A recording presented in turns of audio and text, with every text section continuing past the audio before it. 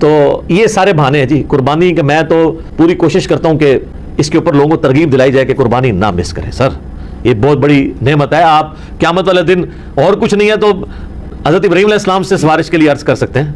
उनकी सुन्नत को जिंदा रखा, उनकी सुन्नत आपने जिंदा, सुन्नत इब्राहिमी को जिंदा रखा। जिस शख्स को अल्लाह ताला ने इस्तिताअत दी है उससे जरूर कुर्बानी करनी चाहिए। मैं ये बातें इसलिए नहीं कह रहा, अल्लाह का शुक्र है कि मैंने यानी जब से साहिब इस्तिताअत हूँ कि मैंने खुद से कमाना शुरू किया है, यानी 15 साल से ज़्यादा हो चुके हैं, तो मेरी तो किसी साल में भी कुर्बानी मिस नहीं हुई है। नबी अलैहिस्सलाम ने बड़े एहतमाम के साथ किया है। हत्ता कि आप सही मुस्लिम में जो आपके आखिरी हज की हदीस है 2950, जिसमें आपका फरमान है कि मैं अपने बातों में वो चीज़ छोड़ के जा रहा हूँ जिससे मजबूती से पकड़ लोगे, कभी गुमराह नहीं होगे, वो अल्लाह की किताब है। मुस्लिम में जो हदीस है 2950 2950 जाबिर बिन अब्दुल्ला से, वो बड़ी रिकत अंगेज हदीस है।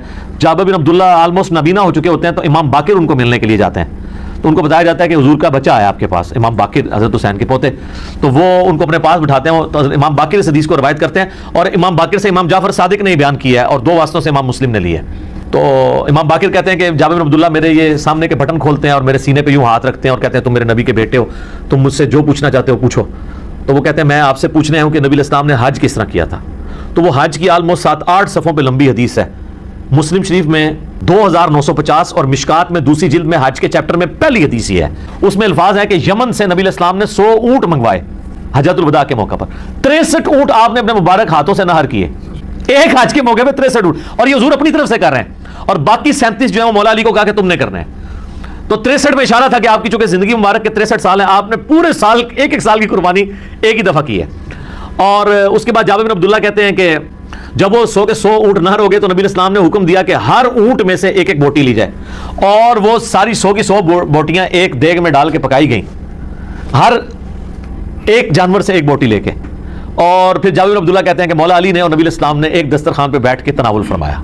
तो वो पूरी की पूरी हदीस जो है ना बड़ी रिकत अंगेज है पढ़ने वाली, नबी इस्लाम के आखिरी हज का बयान हज्जतुल वदा। तो उससे भी ये यानी बात पता चली कि नबी इस्लाम ने इस सुन्नत का बड़ा एहतमाम किया है। लिहाजा इस चक्रों में तो पढ़ना ही नहीं चाहिए कि जनाब वाजिब है या सुन्नत है।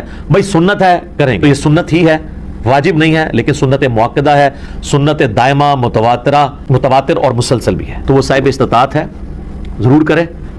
जहां हम इतने और खर्चे करते हैं तो कुर्बानी क्यों ना करें। अगर कोई शख्स ऑलरेडी मकरूज है तो क्या वो कुर्बानी देने के लिए कर्जा उठा सकता है या कुर्बानी ना दे? कुर्बानी क्यों ना दे दी, करोड़पति लोग भी मकरूज हैं। ये बड़े बड़े फैक्ट्रियों के मालिकों से आप पूछें, इन्होंने करोड़ों में कर्जे उठाए हुए हैं। वो इक्विटी तो उनकी 40% है, 60% तो डेट उन्होंने बैंकों से उठाया हुआ है। वो तो सबसे पहले तो उनकी कुर्बानी साकित हो जाएगी। ये कर्जा जो है ये आर्जी कर्जा है। ये इस कर्जे को वो कर्जा नहीं कहा जाता कि जिसकी बुनियाद पे कर्जा यह है कि एक बंदा कर्जे के तले इस तरह दब गया कि उसकी 2 वक्त की रोटी मुहाल हो गई है और वो रूखी सूखी खा के गुजारा कर रहा है, उसको मकरूज कहा जाता है। करोड़पति लोगों को मकरूज नहीं कहा जाता। तो वो इस तरह नहीं है। कर्जा उठा के आप करें, ये कमेटी आपने कर्जा ही तो डाली होती है, कमेटी डाल लें। भाई की शादी के लिए डालते हैं कमेटियां, और वो जूतियां और कपड़े हों तब भी नए लेके देते हैं बच्चों को। उसका खर्चा निकालें तो एक बैल में हिस्सा डालने से तो कम ही बनता है। ये बैल में हिस्सा डालना तो उससे कम ही बनता है। आजकल एक एवरेज शादी के ऊपर 15-20 हज़ार रुपये लग जाता है। तो सर 12-13 हज़ार रुपये का आप बैल में हिस्सा नहीं डाल सकते। जरूरी है कि आपने बकरा ही लेना है, बैल में हिस्सा डाल लें। तो ये जो आपने कमेटी भी डाली होती है, अगर एक सपोज लाख रुपए की आपकी कमेटी निकली है, तीसरी या चौथी, और 10,000 रुपया महीना है, तो चौथी आपने कमेटी जब ले ली है तो आपने अभी तक तो 40,000 उसको जमा करवाया है ना कमेटी वाले को। 60,000 तो आपने बाद में कराने हैं, लेकिन लाख रुपए आपने पहले ही उठा लिया है, तो 60,000 के तो आप भी मकरूज हैं। तो फिर तो दुनिया में कोई बंदा ही नहीं बचेगा। ये सारे बहाने हैं जी कुर्बानी के। मैं तो पूरी कोशिश करता हूं कि इसके ऊपर लोगों को तरगीब दिलाई जाए कि कुर्बानी ना मिस करें। सर ये बहुत बड़ी नेमत है। आप क़यामत वाले दिन और कुछ नहीं है तो हज़रत इब्राहीम अलैहिस्सलाम से सिफारिश के लिए अर्ज कर सकते हैं। उनकी सुन्नत को जिंदा रखा, उनकी सुन्नत आपने जिंदा, सुन्नत इब्राहिमी को जिंदा रखा। कोई एक नेकी अपने साथ रखें और अच्छी चीज़ कुर्बान करें, रियाकारी के लिए नहीं। जिस तरह वो ये भी देखें आप, ये टीवी चैनल्स में शुरू हो जाएगा। तो कराची में एक बंदा है, वो जनाब बचपन में एक बैल ऊपर 3री मंजिल पे 4थी मंजिल पे चढ़ा लेता है, फिर वो क्रेन आती है उसको उतारने के लिए। इस तरीके से एक बंदा है वो जनाब अमेरिकन बैल मंगवाता है, उसमें चिपें फिट हुई होती हैं। अगर ये वो अल्लाह के लिए अच्छा जानवर देना बहुत अच्छी बात है, लेकिन इसकी नुमाइश नहीं होनी चाहिए। रियाकारी हुई तो अमाल बर्बाद होने का खदशा है। मुस्नद अहमद में हदीस है, जिसने दिखलावे के लिए नमाज पढ़ी उसने शिर्क किया, हालांकि पढ़ी नमाज है। दिखलावे के लिए रोजा रखा उसने शिर्क किया, और दिखलावे के लिए अल्लाह की राह में सदका किया, ये सदका ही है ना अल्लाह की राह में कुर्बानी करना, तो उसने शिर्क किया। ये बातें करना सिर्फ आसान है, दीन के ऊपर चलना बड़ा मुश्किल काम है। तो जनाब कर्जा उठाना पड़ता है तो कोई मसला नहीं। कर्जा क्या, आपको सब मार चले हैं कर्जा उठा, कमेटी डाल लें, प्लान करें कुर्बानी के लिए। अगर आपने हर महीने में भी 1000 रुपया अदा किया हो ना, साल बाद 12,000 रुपया बन जाता है, आप एक हिस्सा डाल ही सकते हैं। तो इसको जिस तरह बाकी खर्चे रखे हुए हैं ना, बच्चों की फीस, बच्चों की फीसें आजकल 2000 से तो स्टार्ट हो रही है एक आम नॉर्मल स्कूल के अंदर, तो 24,000 रुपया तो आप बच्चों की फीस भी साल की दे रहे हैं, तो साल में 1000 रुपया अदा करके आप अल्लाह की नाम में कुर्बानी नहीं कर सकते? करनी चाहिए। इवन कर्जा भी उठाना पड़ता है, जरूर उठाएं, करें, क्योंकि ये कर्जा ऐसा नहीं है कि जो आपका की गर्दन को दबोच लेगा, आप आसानी से उतार लेंगे। 12-13,000 रुपया क्या चीज है?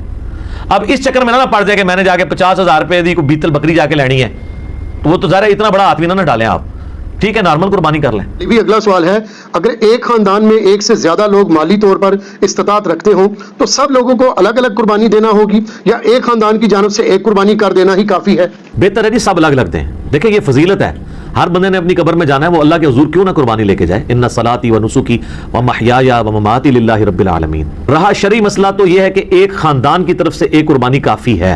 वो सुनन इब्न माजा में भी और जामे तिरमिज़ी में हदीस मौजूद है। अबू अय्यूब अंसारी रज़ियल्लाहु ताला अन्हु से जब पूछा गया तो उन्होंने फरमाया कि हम नबी इस्लाम के ज़माने में एक ख़ानदान की तरफ से एक ही बकरी कुर्बान किया करते थे, फिर बाद में जब लोग बाहम दौलत में एक दूसरे पे फ़ख्र करना शुरू कर दिया तो फिर एक से ज़्यादा लोग जानवर कुर्बान करना शुरू कर दिया लोगों ने। और एक और हदीस है सुनन इब्न माजा में भी, अल-मुस्तदरक लिल हाकिम में, एक और सहाबी कहते हैं कि हम तो हमेशा से पूरे ख़ानदान की तरफ से एक ही जानवर कुर्बान किया करते थे, बकरी या बकरा, लेकिन अब मेरे घर वाले मुझे उकसाते हैं, तो हम यानी एक दूसरे पर रोब डालने के लिए कि हम सायों ने तो 3 बकरे दिए हैं, तुम क्यों है?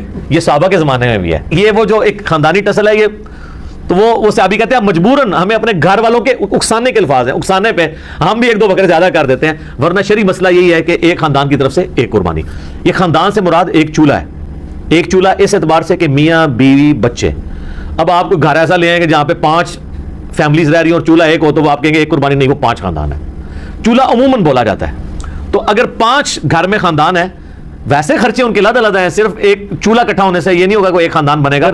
मियाँ बीवी बच्चे ये एक खानदान है, चाहे वो 5 भाई इकट्ठे रह रहे हैं, चूल्हा इकट्ठा चल रहा है, फिर भी वो 5 खानदान तस्वर होंगे। हर एक खानदान को अपनी कुर्बानी अलग से देनी चाहिए। अच्छा, ये भी बात लोगों में मशहूर है कि जी 7 जरूरी पूरे कर रहे हैं, नहीं, 7 ज्यादा से ज्यादा, एक बंदा भी एक गाय दे सकता है, 2 बंदे भी मिलकर एक गाय दे सकते हैं, बकरा नहीं 2 बंदे मिलकर दे सकते गाय।